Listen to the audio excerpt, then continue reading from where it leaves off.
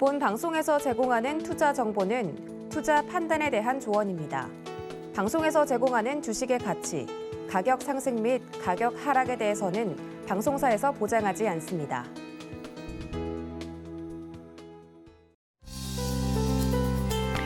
안녕하십니까. 오늘장 내일장 진행을 맡은 권민정입니다. 네, 우리나라 증시 어제 미국 증시 상승에 힘입어서 빨간불로 출발하면서 현재 코스피 1% 상승세, 코스닥 또한 1.5% 상승 흐름 이어가고 있습니다. 28년 만에 최대폭인 0.75%포인트 금리 인상에 증시가 좀 완화되는 모습이었는데요. 아무래도 불확실성 제거로 작용이 되면서 투심이 완화되는 모습 보여주고 있습니다. 네, 오늘 장중에 코스피는 2% 넘게 상승을 한 흐름도 있었지만요. 오후장에서도 계속해서 반등의 흐름 나올 수 있을지 기출을 주목해 보면서 오늘장, 내일장 실시간으로 분석해 드리도록 하겠습니다. 네, 저희 방송은 유튜브로도 시청이 가능하십니다. 유튜브 검색창에 서울경제TV라고 검색을 해주시면 실시간으로 시청 가능하시니까요. 많은 관심 부탁드리도록 하겠습니다. 그리고 본방송에서 제공해드리는 정보는요. 투자 판단을 위한 조언일 뿐 해당 주식의 가치와 수익률을 보장하진 않습니다. 그리고 서울경제TV와 서울경제신문은 당사의 브랜드입니다. 서울경제증권TV와는 무관하다는 점 꼭 기억해 주시길 바라겠습니다. 6월 16일 목요일입니다. 오늘장 내일장 본격적으로 출발하겠습니다.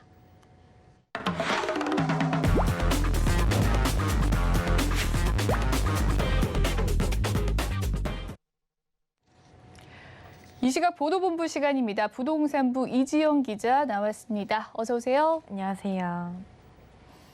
네, 그럼 오늘은 어떤 헤드라인 들고 오셨을지 화면으로 만나보겠습니다.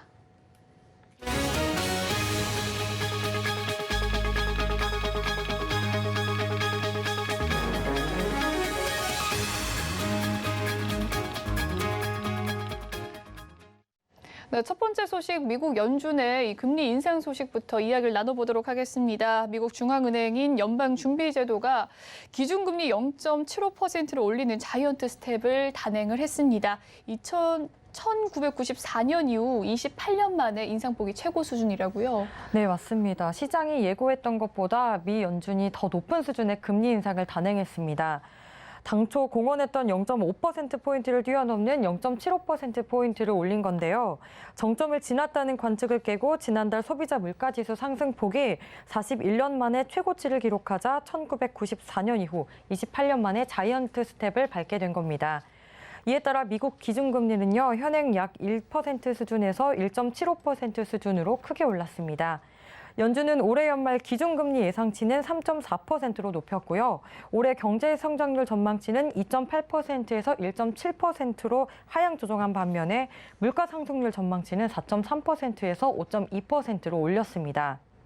연준은 지난 3월 코로나19 지속돼온 제로 금리 시대를 끝내고요. 또 지난달 22년 만에 빅스텝을 인상했고 이달에는 0.75%의 기준금리를 올린 바 있습니다. 네. 일각에서는 급격한 금리 인상에 경기 침체를 우려하는 목소리도 나오지만은 현재는 무엇보다 물가 안정을 정책 최우선으로 삼아야 한다는 목소리로 풀이됩니다. 네, 물가 안정이 최우선이다라는 이야기 들었습니다. 다음 달에 자이언트 스텝 가능성도 있다고요?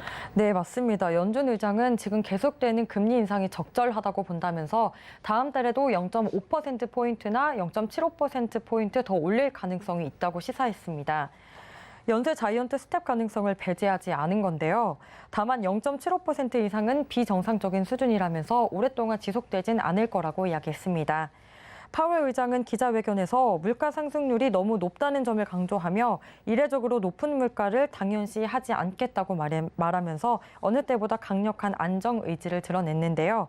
재무장관조차 오판을 시인했을 정도로 한 발씩 늦는 연준의 대응을 비판하는 목소리를 감안한 걸로 풀이합니다. 파월 의장은 그러면서도 여전히 상황이 녹록지 않다는 점도 부각했는데요. 여전히 2%라는 인플레 목표치를 유지하고 있고 이를 위해 필요한 도구와 결단력을 가지고 있지만 또 코로나19와 같이 통제 불가능한 상황에서 사실 이 물가를 잡는 거는 좀 어렵다고 이야기하고 있습니다. 네, 그렇군요. 이렇게 되면 우리가 어떻게 대응해야 될지가 또 주목해야 될 상황인데요. 재정과 통화, 금융당국의 수장들은 어떻게 대응책을 내놓고 있습니까? 네, 오늘 오전 재정통화금융당국 수장들이 모여서 거시경제 금융회의를 열었는데요. 이 자리에는 추경호 부총리 겸 기획재정부 장관, 이창용 한국은행 총재, 김소영 금융위원회 부위원장, 이복현 금융감독원장, 최상목 대통령실 경제수석이 참석했습니다. 각 수장들은 앞으로 긴축 가속화에 따른 경기 둔화 우려가 부각되면서 국제 금융시장 변동성이 확대될 우려가 상존한다며 또 정부와 중앙은행이 비상한 경계감을 가지고 대응해 나갈 필요가 있다는 점을 강조했습니다.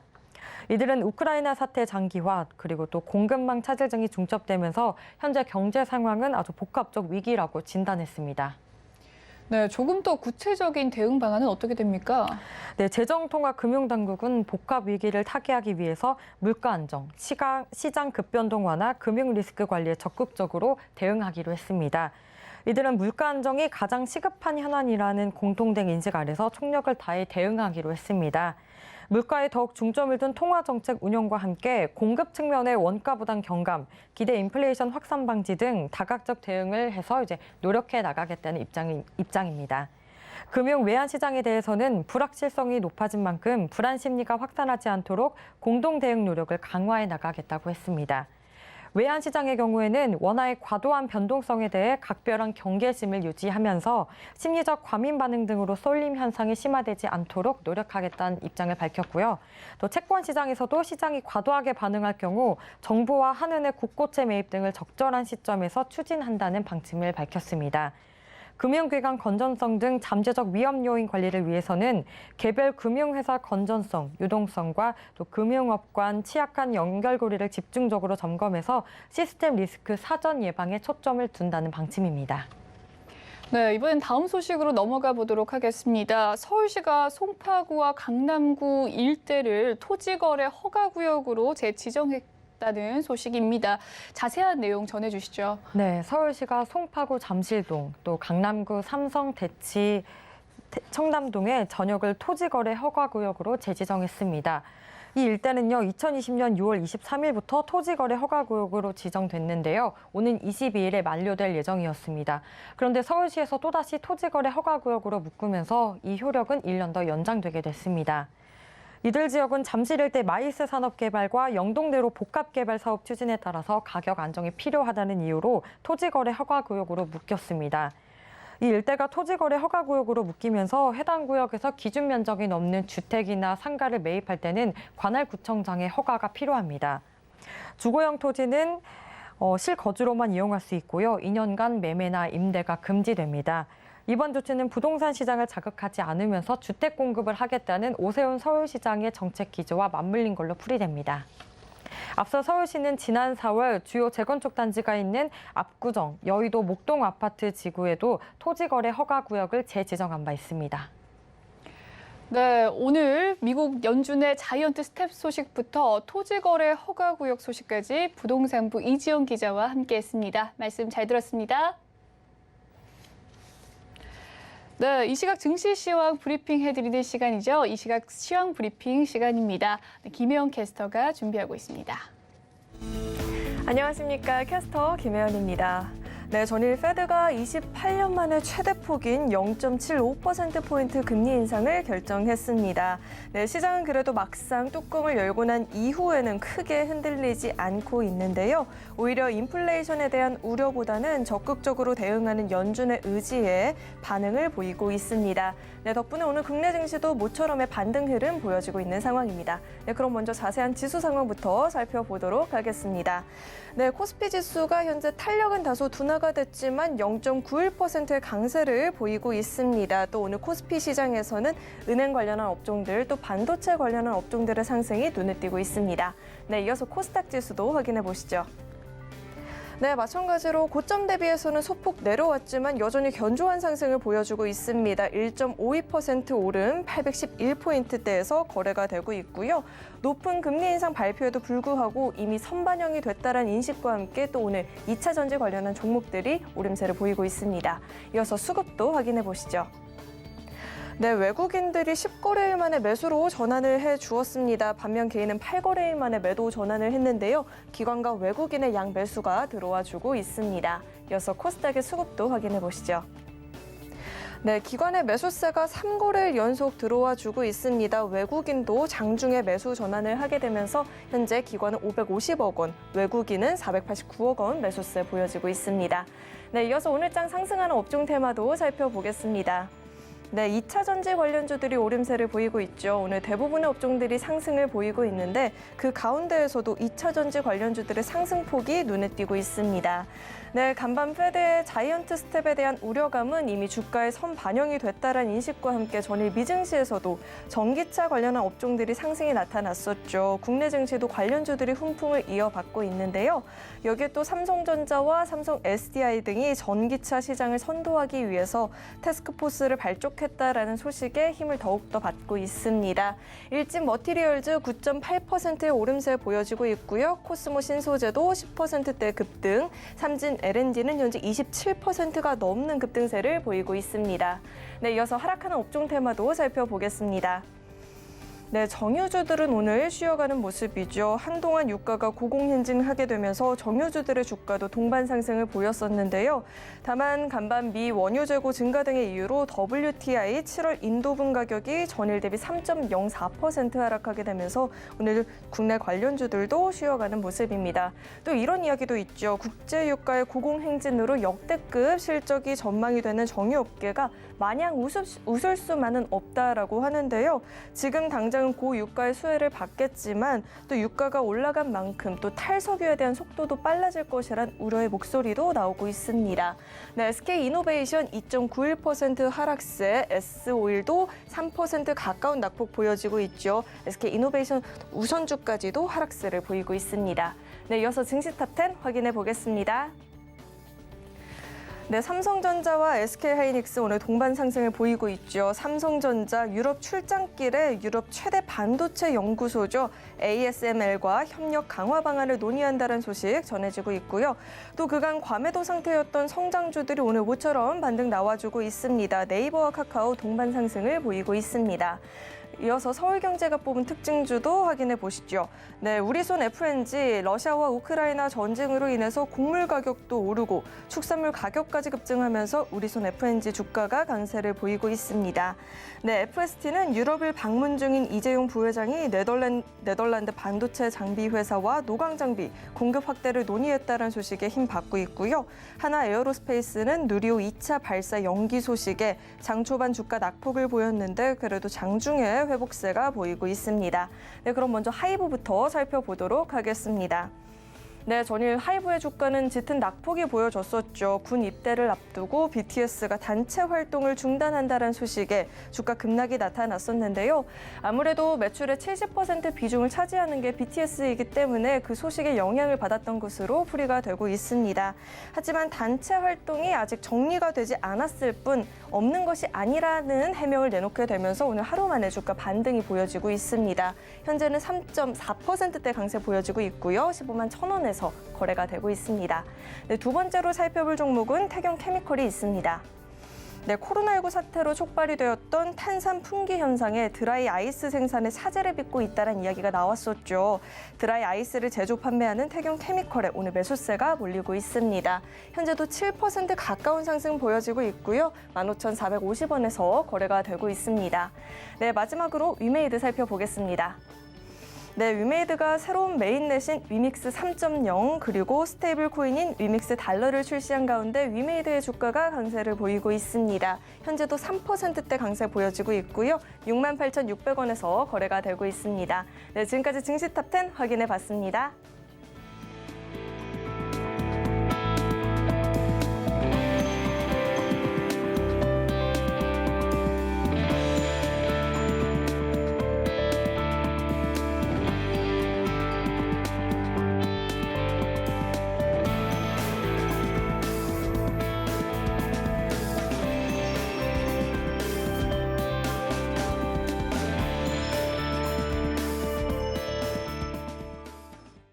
이번에는 이 시각 외국인과 기관의 수급 상황 살펴보는 수급 포착 시간입니다.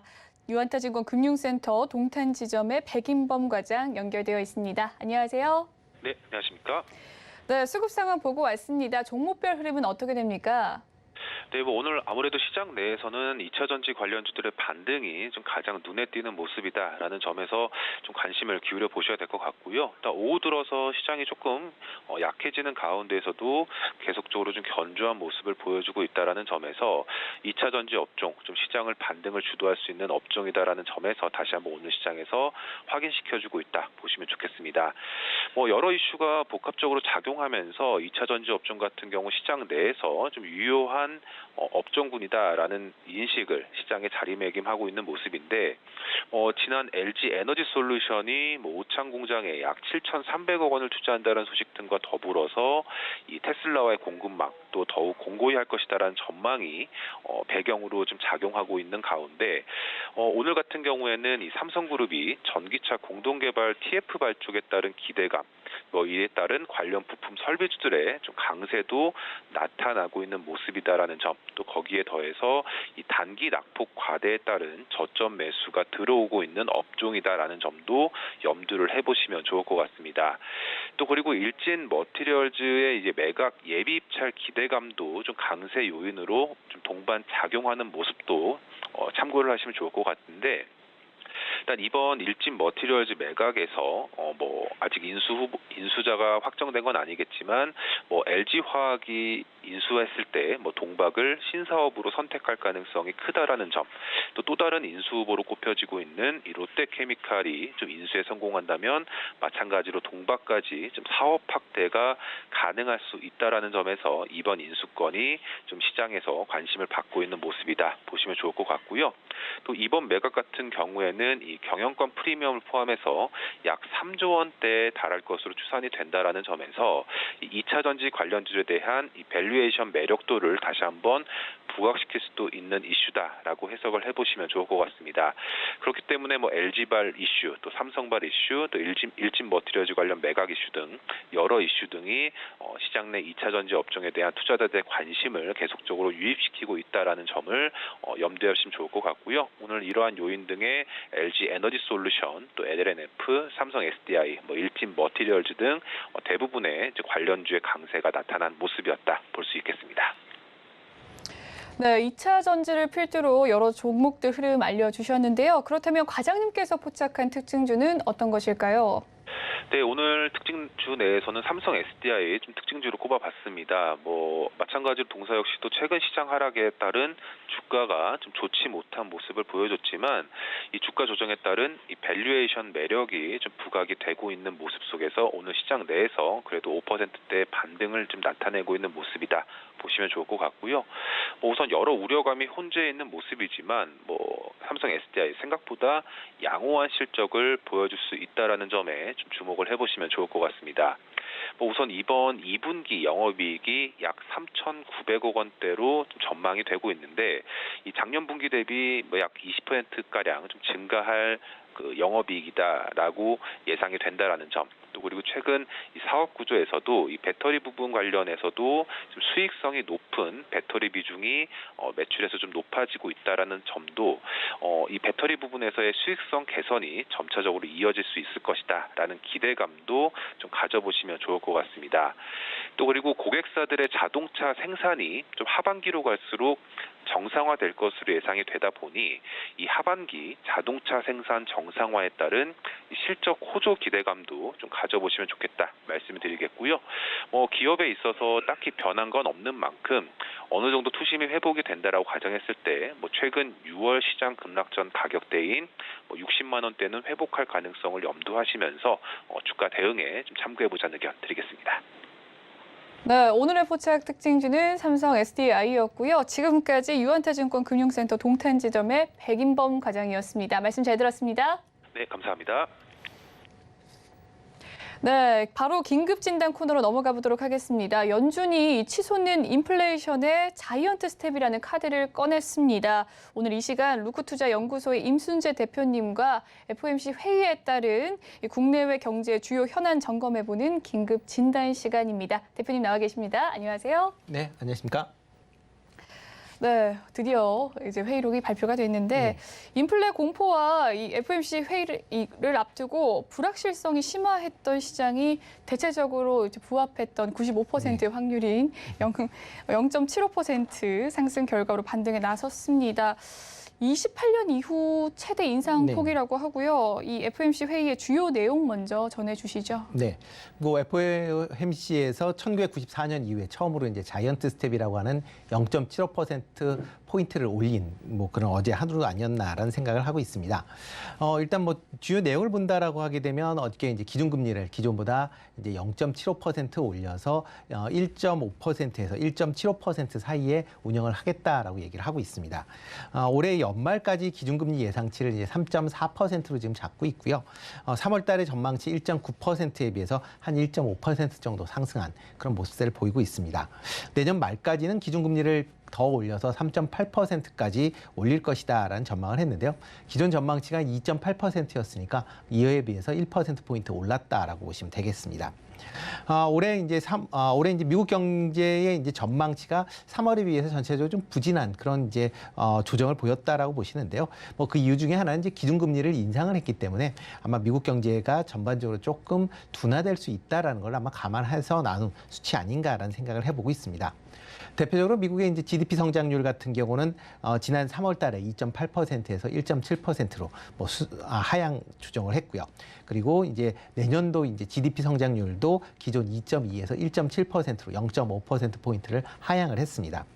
또 이제 근원 물가 수준이죠. 그러니까 그 패드에서 가장 중요시 여기는 게 소비자 물가 중에서 이제 근원 소비자 물가다라고 보시면 되는데요. 상승률 전망치를 5.2%로 예상을 하고 있습니다. 뭐 기존 전망치 4.3%에 비해서 이제 0.9%포인트가 올랐는데요. 5월 달 근원 소비자 물가 상승률이 6.0%를 기록한 걸 감안한다라고 하게 되면 아마 하반기, 특히 이제 4분기 때는 조금 안정을 찾을 수 있을 것이다라는 기대감이 반영이 되지 않았나라는 생각을 해보고 있습니다. 대신 이제 내년도에 이제 근원 소비자 물가 상승률은 기존의 2.7에서 2.6%로 하향 조정을 했습니다. 그러니까 아마 올해 하반기서부터 내년 상반기까지에는 어느 정도 인플레이션이 잡힐 것이다라는 기대감이 반영됐다라고 보시면 될 것 같고요. 조금 이제 관심 있게 보셔야 될 게 이제 실업률 관련된 수치도 이제 같이 공개가 됐습니다. 뭐 이번에 이제 나온 이제 올해 실업률을 3.7%로 예상을 했는데요. 뭐 올해 지금 현재 실업률이 3.6%니까 이거에 비해서 소폭 증가한 그런 모습들을 보였고요. 특히 이제 내년도 그 실업률은 3.9%, 그다음에 2024년도에는 4.1%까지 그 실업률이 높아질 것이다라고 그런 이제 예상을 하고 있습니다. 그만큼 이제 기준금리가 인상이 된다라고 하게 되면 경기 둔화는 불가피하다는 걸 아마 실업률 예측치에서 아마 반영을 한 거 아닌가라는 생각을 하니까요. 이런 실업률의 움직임도 조금 관심 있게 보시면 어떨까 싶습니다. 네, 실업률의 움직임까지 좀 중요하다라고 이야기를 해주셨고요. 아무래도 예상과 부합하는 FOMC 결과 때문인지 홍콩 증시를 제외한 아시아 증시까지 계속해서 좀 안도 랠리를 이어가고 있습니다. 미국 증시의 경우에는 에너지 관련주를 제외하고 대체적으로 오름세 보였는데요. 국내외 증시의 주요 흐름 또 미국까지 전해주시죠. 네, 뭐 저는 이제 미국 시장 같은 경우도 이제 그 FOMC 이제 회의가 결과가 나오면서 급등을 했다가 그 이후에 이제 차익 매물이 출회되면서 이제 약간 상승폭을 좀 줄이는 그런 모습을 보였습니다. 일단 자이언트 스텝으로 이제 인상을 했다라는 게 뭐 시장 예상치에 이제 부합을 했다라는 게 어떻게 보면 투자 심리를 좀 개선시키는 효과가 뭐 충분히 있다라고 보여지고요. 그렇지만 이런 이제 그 자이언트 스텝 때문에 어저께 올랐다라기보다는 그동안 이제 지난주 금요일서부터 급락을 했었던 거에 대한 반등이 좀 더 강한 그런 흐름세 아니었나라고 보여집니다. 아마 그런 관점에서 접근을 하시는 게 좀 낫지 않을까라는 생각이 들고요. 뭐 국내 증시 같은 경우도 지금 뭐 대부분 업종이 지금 상승세를 좀 보이고 있습니다. 특히 이제 코스피 같은 경우 모든 업종이 상승세를 보이고 있는데요. 금융, 섬유의복, 전기가스, 철강 업종이 비교적 좀 강한 흐름세를 보였고요. 코스닥 같은 경우도 운송을 제외한 뭐 대부분의 업종이 지금 상승세를 보이고 있다라고 보시면 되겠습니다. 뭐 코스피 같은 경우도 지난 이제 월요일서부터 계속 지금 하락을 했었기 때문에 그 하락폭에 따른 이제 저가 반발 매수가 유입된 거다라고 보시는 게 좀 더 맞지 않을까라는 생각이 들고 있고요. 특히 지난주 이제 6월 7일 이후에 지금 220포인트가 하락을 한 이후에 지금 뭐 코스피 같은 경우에 뭐 한 13포인트, 14포인트 정도 지금 상승하는 그런 모습을 좀 보였다라고 보시면 되겠습니다. 뭐 그렇기 때문에 뭐 테마적인 그런 거보다는 이제 대형주 중심으로 전체적으로 상승세를 보이고 있다라고 보시면 되는데 되는데요. 일단 상승 종목이 하락 종목보다 아까 9배 정도 지금 많은 그런 상황인데도 불구하고 상한가 종목은 한 종목에 불과합니다. 그러니까 그만큼 지금 시장 자체는 뭐 전체적으로 그냥 반등이었다라고 보시는 게 좀 더 맞지 않을까 싶습니다. 네, 전체적인 반등, 좀 기술적 반등이다라는 이야기를 해주셨는데 특히 이 파월 의장은 급격한 금리 인상에 따른 경기 침체를 우려하는 목소리 속에서 아니다, 연착륙 가능하다라고 이야기를 했습니다. 자신감을 내비쳤는데 연준이 이 시장의 신뢰를 회복할 수 있을 것이라고 보십니까? 일단 좀 더 지켜봐야 되겠다라고 뭐 생각이 들고요. 일단 뭐 연준 입장에서 보면 기본적으로 지금 미국 경제가 좀 낙관적이다라고 얘기를 하고 있는 그런 상황입니다. 뭐 1분기 GDP 성장이 이제 소폭 하락은 했지만 다시 이제 회복 중에 있다라고 생각을 하고 있고요.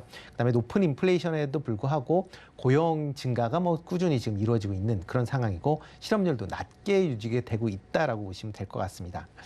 그렇기 때문에 이제 고용 시장에 대해서 이제 부정적인 영향은 뭐 상당히 좀 제한적이다라고 예상을 하고 있고요.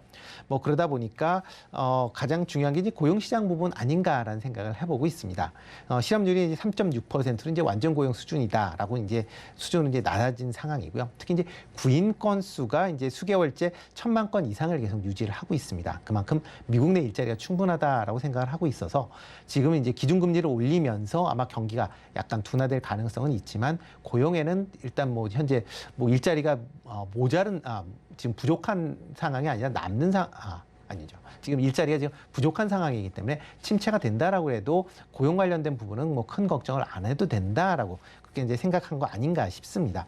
그렇기 때문에 지금 기준금리를 뭐 75 다음 달에도 75bp를 올릴 수 있다라고 얘기를 하고 있고요. 연말까지 이제 150bp를 올릴 수 있다라고 얘기를 하고 있는 그런 상황 아닌가 싶습니다. 다만 이제 연준이 과연 신뢰를 회복할 수 있느냐라는 거는 뭐 조금 더 지켜봐야 되지 않을까라는 생각을 해보고 있습니다. 그러니까 시장 내에서도 여전히 일부에서는 연준이 작년에 정책적 실기를 했기 때문에 지금 인플레이션을 못 잡고 있다라는 의견, 뭐 비판적 그런 이제 시각들이 여전히 존재하고 있는 그런 상황이고요. 그렇기 때문에 과연 이렇게 지금도 이제 이번에도 이제 파월 의장이 미국 경제에 대해서 상당히 이제 낙관론을 폈기 때문에 과연 이게 어떻게 이제 예상과 맞는지를 좀 더 지켜보시면 좋지 않을까 싶습니다. 그렇기 때문에 향후 이제 6월달, 7월달에 발표되는 이제 CPI 상승률이 어떻게 되느냐가 아마 미 연준의 신뢰성을 회복하느냐 아니면 신뢰성을 좀 더 지금보다 좀 잃어버리느냐를 아마 결정되는 그런 이제 주요 요인이 되지 않을까 싶습니다. 네, 향후 6, 7월에 있는 CPI 지수가 또 연준의 신뢰의 요인이다라고 이야기를 해주셨고요. 연준의 이 자이언트 스텝에 한은의 다음 행보가 또 궁금하신 분들 많으실 것 같습니다. 국내 물가 상황 역시 해결이 좀 시급한 문제인데다가 미국이 큰 폭으로 기준금리 인상하면서 한은의 분압도 커졌는데요.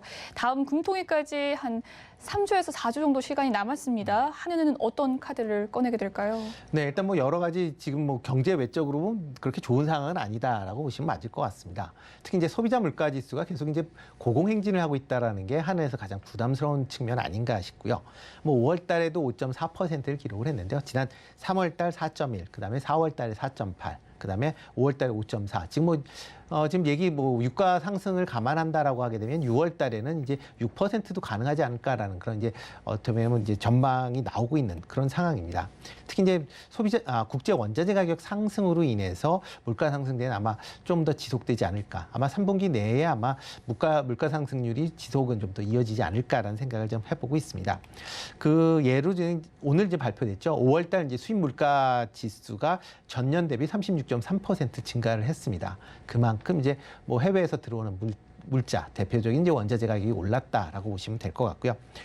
또 하나가 이제 미국 기준금리와의 이제 그 한미 격차가 이제 얼마 되지 않았다라고 보시면 될 것 같습니다. 그렇기 때문에 한은이 이제 베이비 스텝으로 인상할 경우에 아마 다음 달에는 뭐 기준금리가 2.0%로 올라갈 것이다라고 예상을 하고 있고요. 뭐 그렇게 된다라고 하게 되면 연준에서 7월 달에 뭐 빅스텝이나 아니면 자이언트 스텝으로 인상을 한다라고 하게 되면 역전이 불가피한 그런 상황입니다. 그렇기 때문에 뭐 JP모건 같은 경우에도 지금 아마 내년 초까지도 뭐 계속 0.25%를 지속적으로 올릴 것이다라는 뭐 그런 얘기가 있는데요. 그 외에도 이제 7월 달에 또 빅스텝의 가능성도 지금 뭐 열어놓고 있는 그런 상황이다라고 보시면 될 것 같습니다. 특히 이제 미국 같은 경우에 뭐 지금 연말까지 지금 한 1.5에서 2% 금리를 올린다라고 하게 되면 한미 간에 이제 그 기준금리 격차가 뭐 1%가 넘게 이제 발생될 수도 있기 때문에 하는 입장에서 보면 이렇게 기준금리가 그러니까 폭이 넓어지는 것에 대해서 상당히 부담을 가질 수밖에 없습니다. 그 이유 중에 하나는 이렇게 이제 그 기준금리가 이제 인상이 된다라고 하게 되면 그러니까 국내에 투자됐었던 자금이 빠져나갈 가능성도 분명히 있고요. 또 하나가 이제 국내 여건상 지금 빅스텝을 한다라고 하게 되면 가계대출이나 아니면 국내 경기가 지금 조금 둔화되고 있는 그런 모양새를 본다라고 하게 되면 기준금리가 급등이 아마 국내 관련된 그 경기 둔화를 가속화시킨 우려도 지금 뭐 상존해 있으니까 그런 것도 다 감안을 해서 아마 고민 섞인 지금 생각을 하고 있지 않을까라는 생각을 해봅니다. 네, 앞서 말씀하셨듯이 파월 의장은 향후 몇 차례 더 자이언트 스텝 혹은 또 빅 스텝을 할 수도 있다라는 가능성을 내비치기도 했습니다. 그렇다면 한미 금리 역전 현상이 우려가 되는데요. 외인의 매도세에서는 어떤 영향을 줄지 그리고 또 증시에 미칠 여파와 투자 전략까지 전해주시죠. 네, 일단 뭐 한미 금리 역전이 된다라고 하게 되면 뭐 그 외국인 자금 중에 일부 자금들은 뭐 빠져나갈 수밖에 없다라고 생각이 됩니다. 보다 안정적인 이제 자금을 안정적으로 높은 금리를 주는 시장으로 움직일 수밖에 없는 거고요. 특히 이제 한미 간의 금리가 더 똑같다라고만 해도 기본적으로 뭐 국내보다 이제 미국 시장을 좀 더 안정적인 시장으로 생각을 하고 있기 때문에 미국 국채에 대한 투자가 더 증가할 수밖에 없고요. 그러다 보면 국내에 있는 뭐 채권이나 주식차 투자 자금의 일부가 해외로 나갈 수밖에 없다라고 보시면 되겠습니다. 특히 이게 한미 국채 금리의 격차가 더 벌어질수록 관련된 자금의 이탈 규모가 더 커질 수밖에 없다라고 생각이 되고 있고요. 그렇기 때문에 이제 그 자금이 이제 움직인다라고 보면 지금 이제 특히 이제 그 주식에서 채권으로 움직이는 자금도 만만치 않을 걸로 그렇게 예상이 되고 있습니다. 특히 뭐 국내는 그 움직임이 좀 덜할 걸로 예상이 되고 있고요.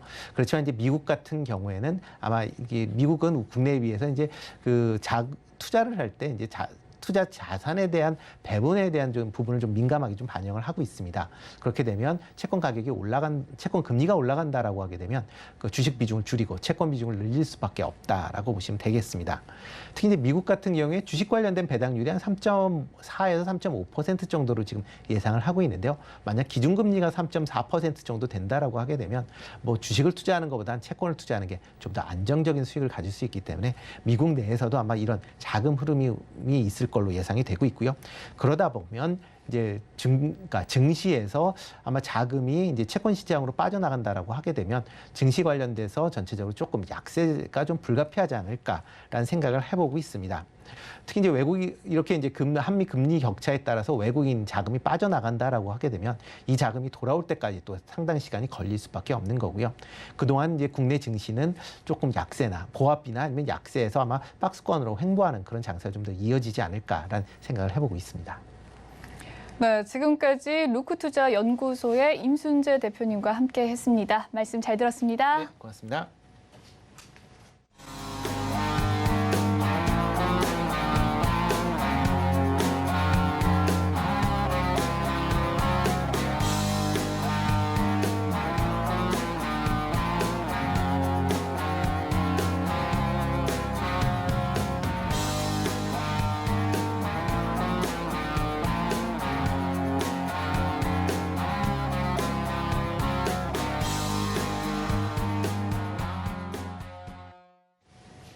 네, 이번 시간에는 마켓 리더들과 함께 시장의 핵심 이슈를 짚어보는 이슈 칼럼 시간입니다.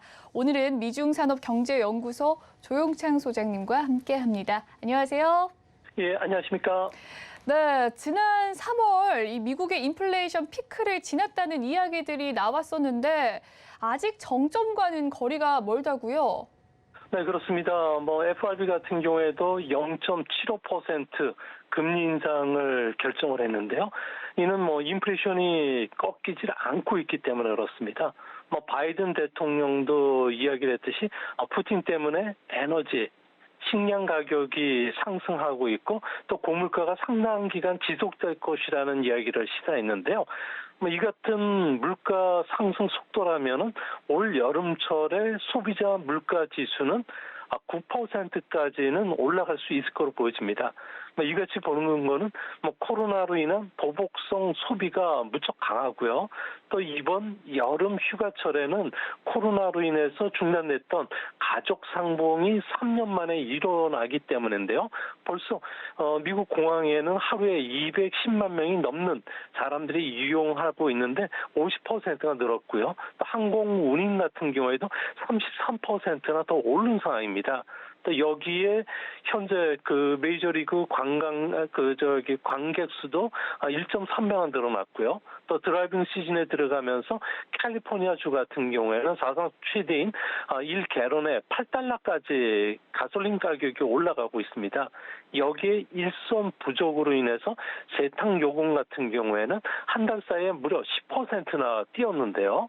아무래도 물가 오름세가 이렇게 쉽게 꺾이지 않는 것으로 보여지기 때문에 7월에도 이런 그 자이언트 스텝으로 큰 폭의 금리 인상을 할 수밖에 없지 않나 이렇게 보여집니다. 네, 이 연준의 두 차례 금리 인상에도 인플레이션이 잡히지 않으면서 이 자이언트 스텝을 단행했습니다. 실효성은 어떻게 보십니까? 네, 아무래도 계속 제롬 파월 의장 같은 경우에도 계속 그 금리 인상 가능성을 미리 시장에 전달해 왔는데요. 지난 주말에도 인플레이션이 명백하게 떨어질 때까지는 금리 인상을 계속하겠다. 금리 인상 에 대해서는 전혀 주저하지 않겠다는 이야기가 됐는데 이제 앞으로도 오늘 같은 경우에도 예기치 못한 인플레이션 때문에 앞으로 기민하게 대응하겠다는 이야기는 7월 달에도 0.75% 금리 인상을 망설이지 않는다는 의미를 시장에 미리 전달한 것으로 보여집니다. 문제는 6월에 이어서 7월, 9월에도 계속 금리를 인상한다면은 아무래도 경기 오버킬 현상이 일어날 가능성이 큰데요. 고용 회복 또 임금 상승으로 총수요는 워낙 강하죠. 근데 공급 제약이 길어지면서 가격 상승이 상품에 그치지 않고 서비스까지 이어지고 있다는 겁니다. 이 때문에 앞으로 오늘은 주가가 오르지만 앞으로는 주가가 또 방향성이 정해지지 않는 상태에서 금리, 주가, 환율 모두 큰 폭의 변동성을 보일 수 있다는 점에서 주식 투자하실 때는 항상 이런 위험에 미리 대응하시는 전략이 바람직할 것으로 보여집니다. 네, 그렇군요. 경기 오버킬의 가능성도 염두에 둘 수 있다라고 이야기를 해주셨고, 미국 경제에서 소비 지출이 70%를 차지하는데요. 5월에 미시간대 소비자 태도 지수가 예상치를 크게 밑돈 59.1을 기록했습니다. 종합해 봤을 때 미국 경제가 스태그플레이션에 빠진 것은 아닌가요? 네, 미국 같은 경우에는 현재 경기 침체로까지는 가진 않지만 인플레이션이 지금 꺾이지 않는 상태고요. 또한 앞으로 금리 인상에 따른 후유증으로 경기가 이제 서서히 둔화되면은 스태그플레이션에 직면할 가능성도 상당히 있지 않나 보여집니다. 다만 연말로 가면은 인플레이션 압력이 둔화되는 것은 사실입니다. 작년 하반기부터 물가가 올랐기 때문에 여기에 따른 기저 효과가 나타나는 거고요. 두 번째로는 아무래도 시장이나 채권 시장이 예상하는 인플레이션율 같은 경우에도 내년도에는 꺾일 수밖에 없지 않나 보여집니다. 아무래도 지금은 임금 인상 임금 인플레이션이 일어나고 있는데요. 현재 25세에서부터 54세 노동 참가율을 보면은 팬데믹 이전 수준으로 지금 회복이 되고 있고요. 또 55세 이상의 복귀율은 좀 더디지만 노동 참가율이 올라가는 것은 분명하거든요. 그래서 임금과 물가의 상호 자극적인 상승세가 이제 연말로 갈수록 떨어진다는 점에서 앞으로 인플레이션 같은 경우가 이제 연말로 갈수록 둔화되고 그리고 내년도 들어가면은 아무래도 연준의 금리 인상 가능성은 그렇게 많지는 않을 것으로 보여집니다. 네, 연말에는 인플레이션이 좀 둔화가 되면서 내년쯤에는 연준의 금리 인상이 크게 올라가지 않을 것이다라고 이야기를 해주셨고요. 그렇다면 이번에 마무리된 FOMC 회의에서는 어떤 내용에 주목하셨습니까? 네, 점도표를 보면요. 연말까지 정책 금리를 3.4%까지 상향 조정시켰다는 게 중요하고요. 내년도 말까지는 3.8%, 그리고 2024년도에는 오히려 금리를 낮추는 3.4%로 낮춘 것으로 보여지는데요. 아무래도 그런 만큼 스태그플레이션 압력은 계속 작용을 하겠지만 벌써 금리 상승으로 인해서 주택 판매가 감소세로 돌아섰고요. 또 5월 소매 판매 같은 경우에는 전월 대비 0.3% 줄면서 5개월 만에 감소했다는 점에서 하반기 물가 압력은 좀 줄어들 수밖에 없지 않나 보여집니다.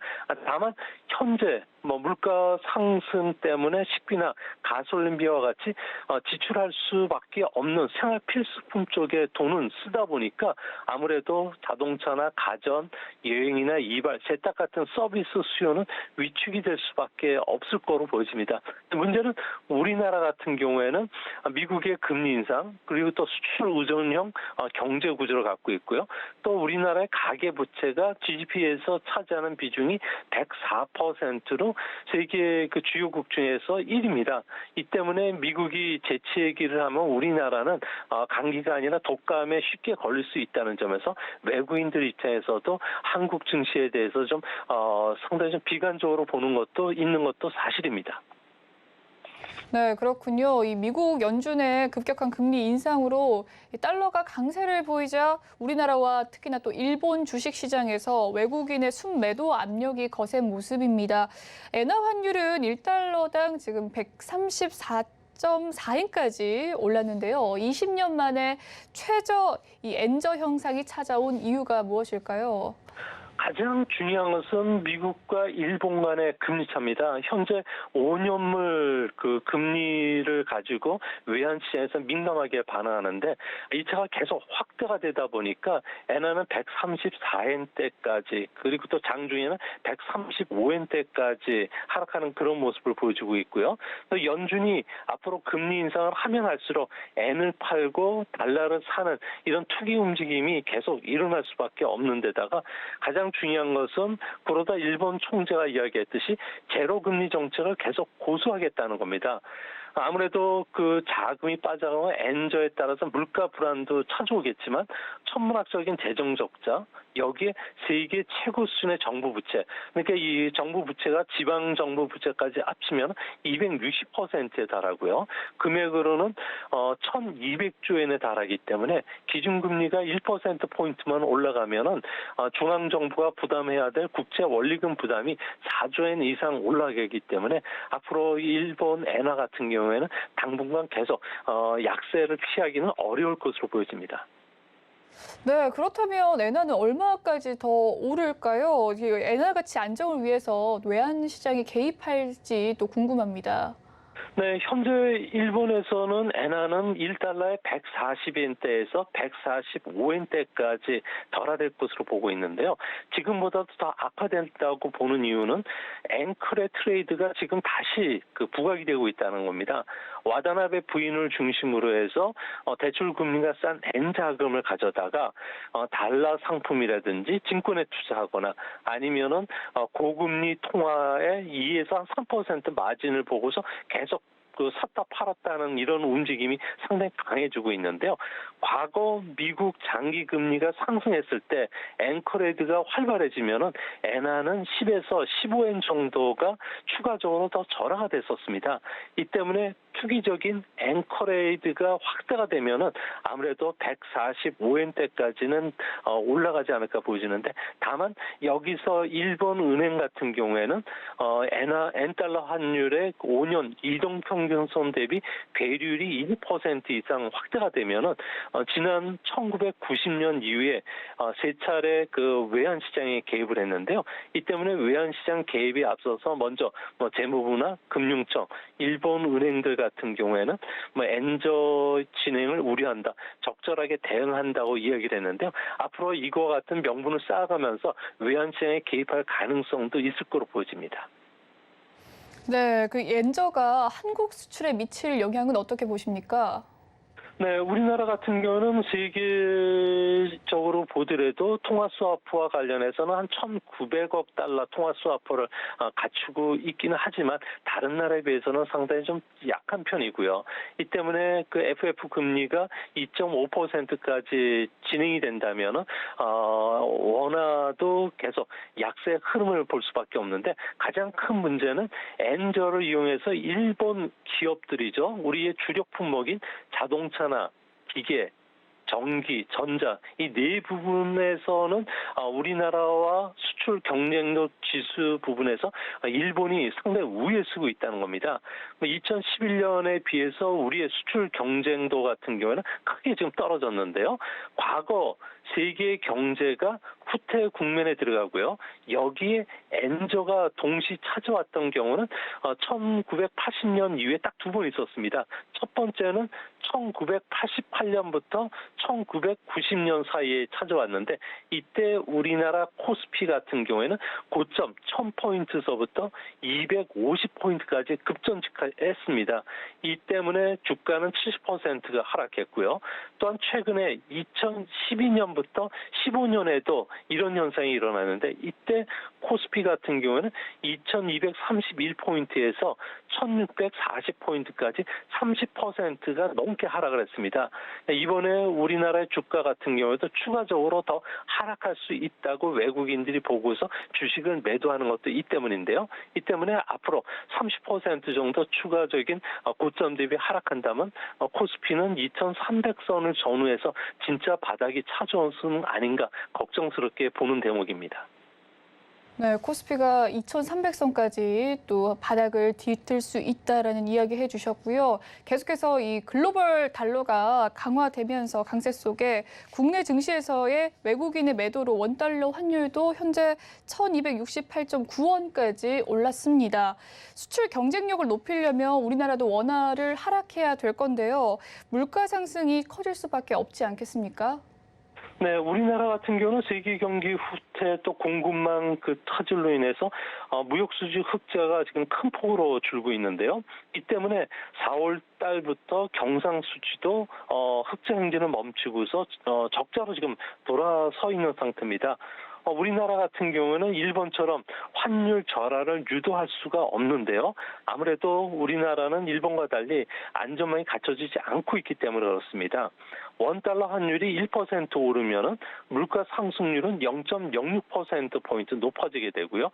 또 기대 인플레이션 같은 경우는 3, 4분기 시차를 두고서 다가오기 때문에 하반기로 갈수록 물가가 상당히 악화될 소지가 있다는 겁니다.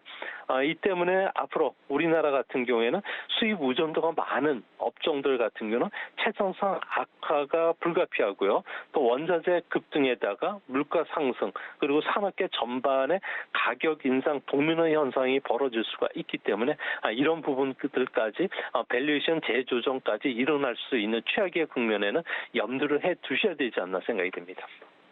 네, 마지막으로 중국 증시까지 살펴보도록 하겠습니다. 현재 좀 상승의 흐름 보여주고 있는데 계속해서 상승의 흐름 이어갈 수 있을까요? 네, 아무래도 중국 증시 같은 경우에는 그 정책 기대감에 의해서 투자 심리가 살아나고 있는데요. 앞으로도 중국 같은 경우에는 계속적으로 뭐 태양광이라든지 뭐 각종 인프라 투자 또 감세와 관련된 여러 가지 경기 자극 정책을 펼치고 있고요. 또한 그 전기 자동차를 비롯해서 소형 그 자동차에 대해서 세금 감면을 비롯한 자동차 지원책까지도 계속 나온다고 합니다. 이 때문에 골드만삭스 같은 경우에는 뭐 중국 증시 가 앞으로 몇 개월 내 20% 정도 상승이 가능하다고 보고 있는데요. 이제 다만 문제는 코로나 재감염 여부가 지금 그 관건인데 현재 산발적으로 계속 일어나고 있는 상황이기 때문에 기업의 투자 심리 회복이라든지 그리고 생산 활동 같은 경우에도 급속도로 회복이 어렵다는 점에서 우리가 생각했던 V자형 경기 회복보다는 완만한 그 나이키형 회복 속에 주가도 완만하게 상승할 가능성이 있지 않나 이렇게 보여집니다. 네, 지금까지 미죽산업경제연구소 조용찬 소장이었습니다. 말씀 감사합니다. 예, 감사합니다. 네, 본방송에서 제공해드리는 정보는 투자 판단을 위한 조언일 뿐 해당 주식의 가치와 수익률을 보장해드리진 않습니다. 그리고 서울경제TV와 서울경제신문은 당사의 브랜드인데요. 서울경제증권TV와는 무관하다는 점 꼭 기억해 주시길 바라겠습니다. 네, 오늘장, 내일장 준비한 소식은 여기까지입니다. 저는 내일 2시에 생방송으로 다시 찾아뵙도록 하겠습니다. 시청해주신 여러분 고맙습니다.